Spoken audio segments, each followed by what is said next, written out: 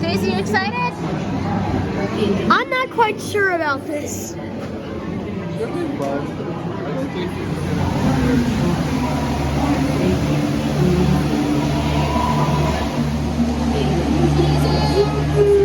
Can't see your faces.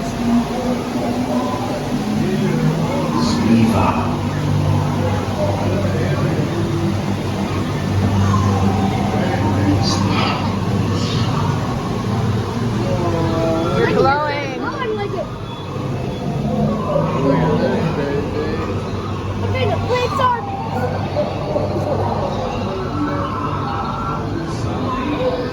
Oh my goodness, what is that? It's a viper board. That's one of the viper boards I saw.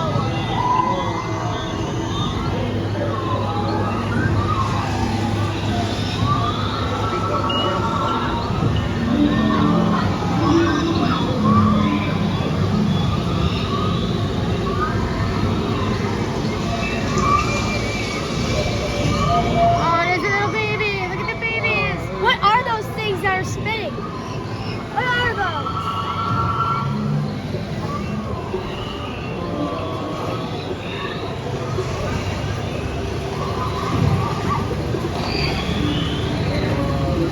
What are those?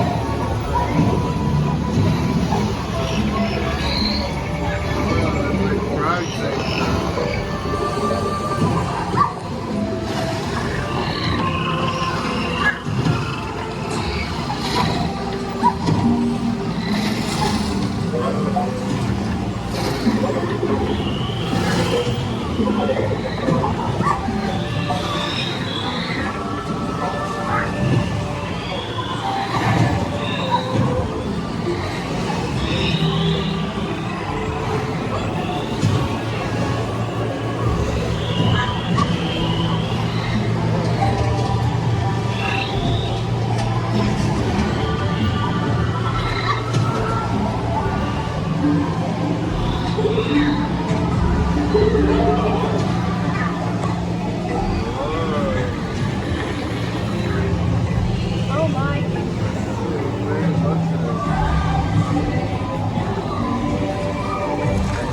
What are they?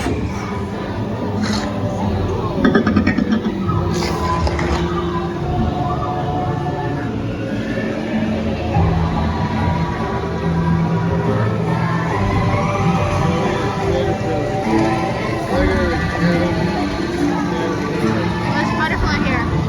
Oh yeah.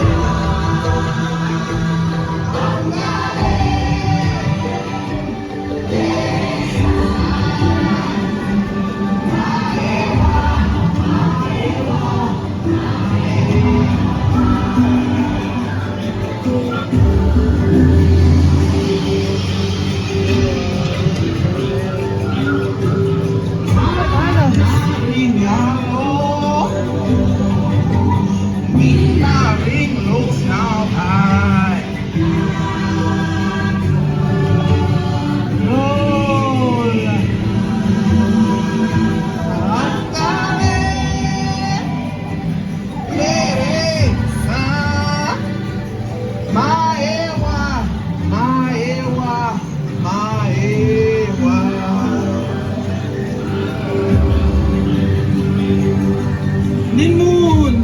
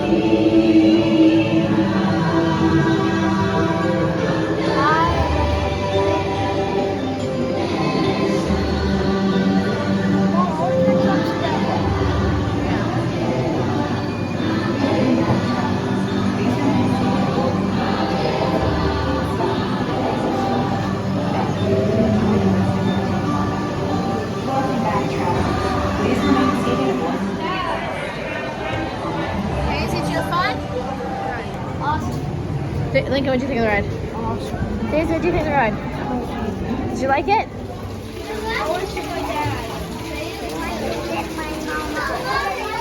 Recording. We got so. Lincoln, did you have fun? Robbie, did you have fun? I'm soaked. Did you have fun? Yes. Come on, Robbie. Daisy, did you have fun on this ride? Was it scary? You were so brave, weren't you? Daisy, you have fun? You guys have fun? My shoes were all wet on the Get a inside. picture of how so. Daddy! Robbie! Do you love it? We do. Because of this, they can go a lot longer in between their meals. But if they are feeling especially ravenous, they can still eat upwards of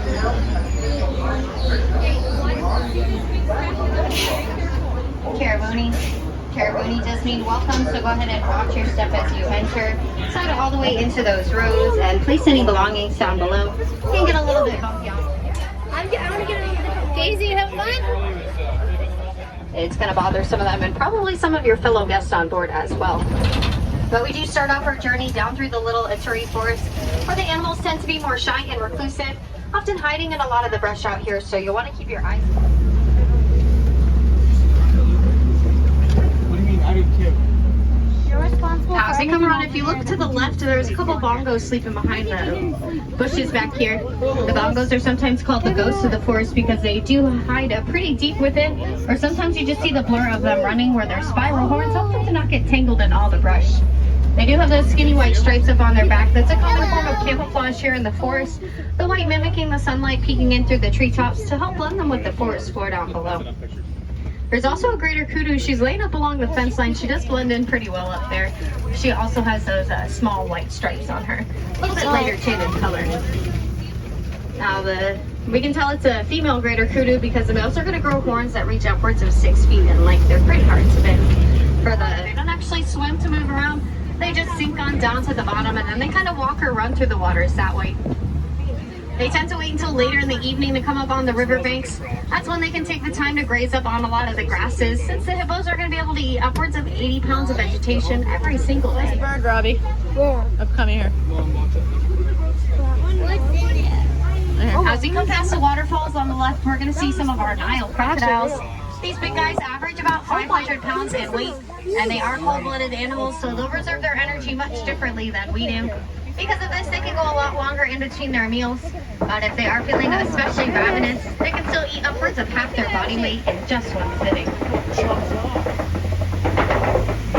the baobab tree here to the right. Some people will call them upside down trees as they do stay leafless for up to 9 months out of the year in order to conserve water in the dry and arid savanna climate. However, deep within their massive trunk, there is a water reservoir as backup. So when the drinking holes do start drying up out on the savanna, some animals know to seek refuge from the baobab, giving it another fun nickname, going either 6 feet straight up into the air or 13 feet horizontally forward in front of them. I saw the zebra. You saw a zebra? Oh, the giraffe is running. Where? As we come around on the left, there are some spotted hyenas out here. One of them's going to be hanging out a little bit closer to this watering hole. These vultures are trying to come in and steal some of the snacks I'm sure they just got. The hyenas are going to be more active in the nighttime. They're only, you can see one of them's already sleeping. The other one's just munching out here because they probably just came on out. The hyenas are really good eaters. They're one of the few animals with jaws strong enough to crush all the way through the bone, giving them access to the nutritious bone marrow on the inside. Hyenas will become pretty vocal when they become more active in the nighttime. They have quite a few different vocalization patterns, but most often being remembered by the maniacal laughs that they use in the movies. Now, far back on the left, there's some sable antelope out there. The sable are one of the feistier animals here on our reserve. When it comes to fight or flight, they are going to fight on back and stand up for themselves. Some of the sable in the wild will use their horns to keep big cat predators from jumping up on their back. The giraffe sat down. Here's the giraffe. As we come around on the left, we're going to start to come by some of our Tower of Maasai giraffes. They can get upwards of 18 to 20 feet tall in height. They will have another height advantage while feeding from their prehensile tongues. That's going to help them to reach upwards of 13 inches in length, and they're also black in color, helping to prevent sunburn since they spend about 18 hours of their day out here grazing. Oftentimes that is done out of the treetops, looking right up towards the sun. As we come up to the little one here on the left, that's the tiniest in the tower. They typically only get about 6 foot short, and that's within the first week of them being born. So by the time they're old enough to make it out here on our savannah, they're usually well taller than we can be up here on the truck. They do stay pretty actively eating through the day, and so when they decide to rest, they just take quick standing power naps, so usually about 5 minutes at a time. Total, they'll only spend about 20 to 30 minutes sleeping for the day. I'll see a couple wildebeest here on the right. Did you like the wildebeest will find a lot of safety in numbers. That way if a predator sneaks up on them, they're going to be able to take off into their stampede, or they will blindly start running, causing a lot of chaos. That acts as a pretty good deterrent to ensure that predators won't pursue them for too much longer. Looks like a Hartman's Mountain zebra has come out here on the right-hand side. They're a little bit smaller for the zebra species, but easy to pick apart from others because of the little sag of skin that hangs down from their neck. That is their dewlap. It's an adaptation that helps to keep them a bit cooler out here. We're going to see some of our Ankole cattle as we come up ahead. The Ankole do have pretty big horns on them, but they are going to be mostly hollow on the inside. They have a honeycomb-like structure that allows their blood vessels to branch out on the inside. That way they're able to release their excess body heat, staying a bit cooler out here. They're going to be one of the few domesticated species out here on a reserve. They were first domesticated by the Watusi people, so sometimes they go by Watusi cattle as well.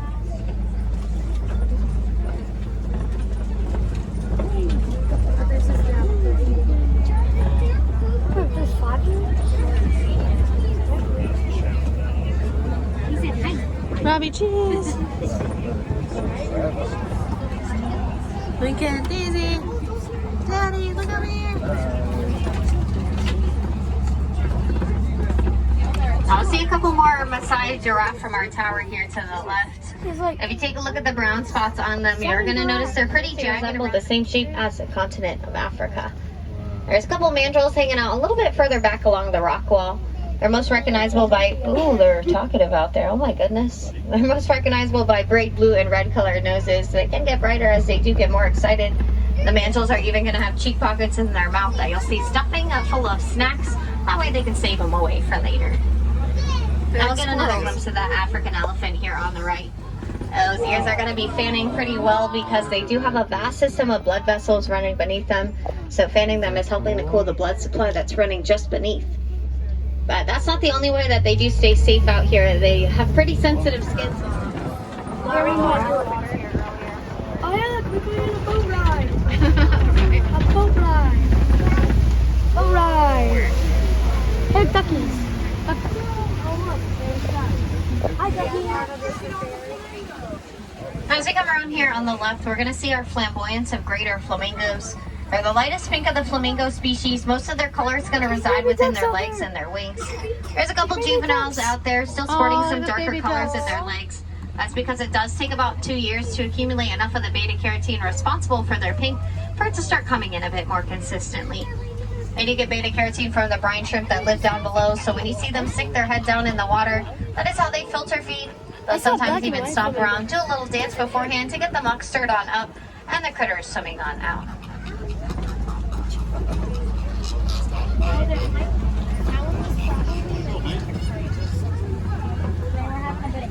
Here you go.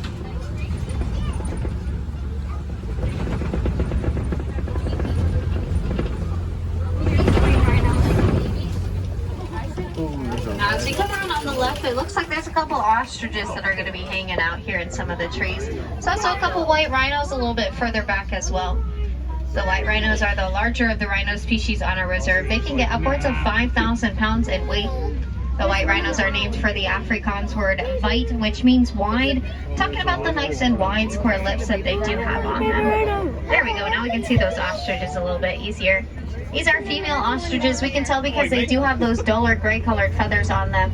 Although they are flightless, they can move pretty quickly up on the land. Those long legs will carry them upwards of 40 miles an hour. Hey, pal. She's like, excuse me. Excuse me, I'm crossing here. John, take a picture. Excuse you, but Look to the right now. Look at it trying to talk to the guy in the truck. Oh, look at this. hi. As we come a little bit closer to some of our white rhinos out here, there are a couple babies out here. There's one right here at the watering hole. And then the other one is actually the rhino that's farthest to the right under the palm trees. Oh, I see it. They both have smaller horns on them. That's just because their horns are made out of keratin, same material as our hair and fingernails, so they will continue to grow in a very similar fashion. As we come around the hill here to the left is where our cheetahs like smaller horns on them.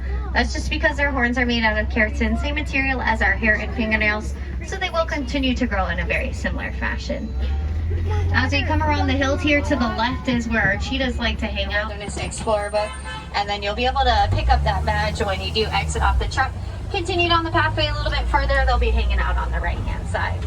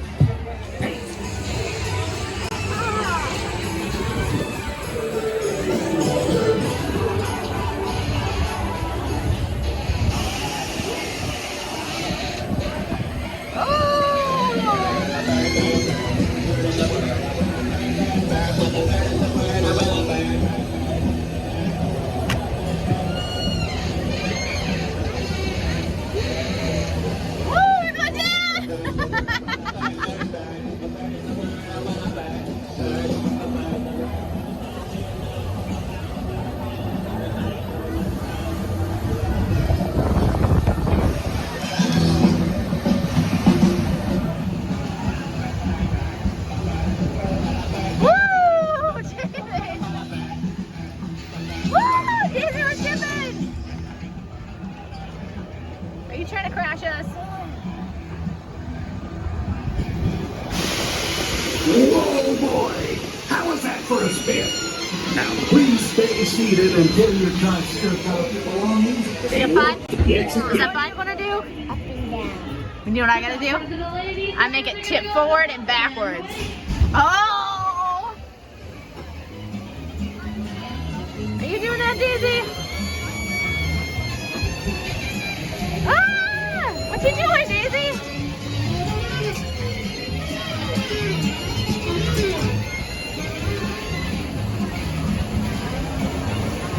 Are you making this happen?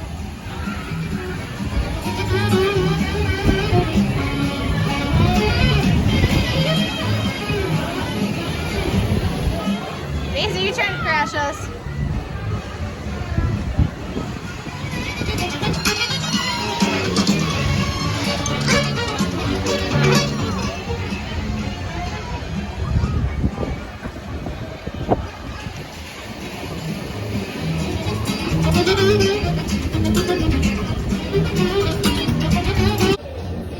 Whoa, boy! How was that for a spin? Now, please stay seated until your truck's ear tops comes.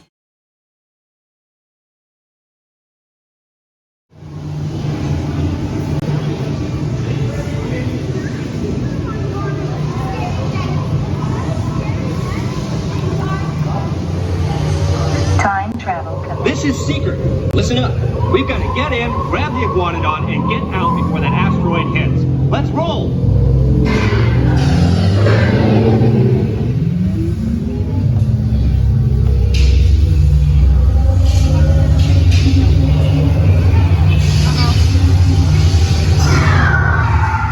Okay, now let's go get that dino.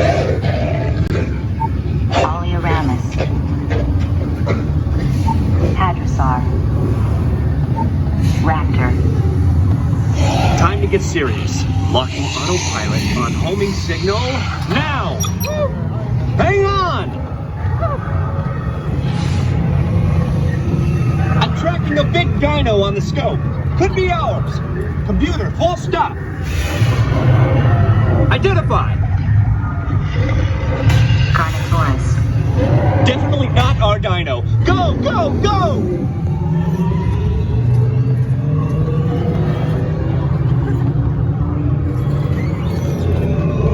Another big guy coming up. Computer, slow and identify. Sauropod. Still not our dino, but at least this one's a vegetarian.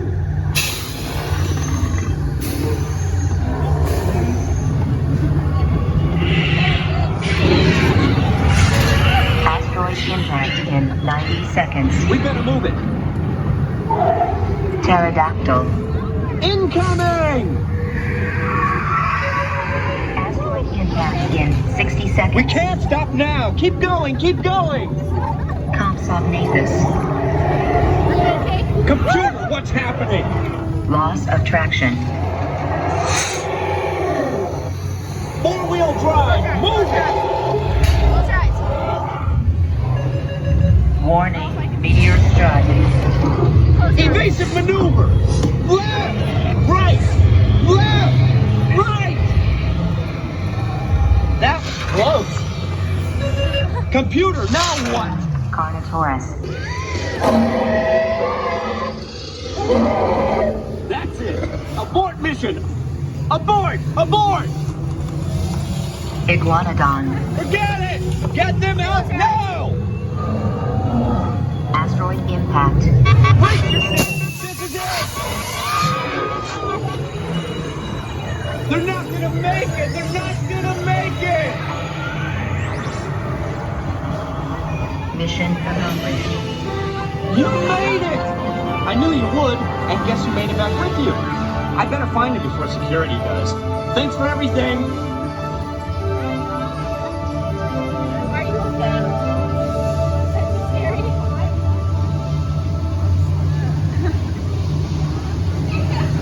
Please gather personal belongings from the pouch in front of you and remain seated until the rover comes to a complete stop. Are you okay?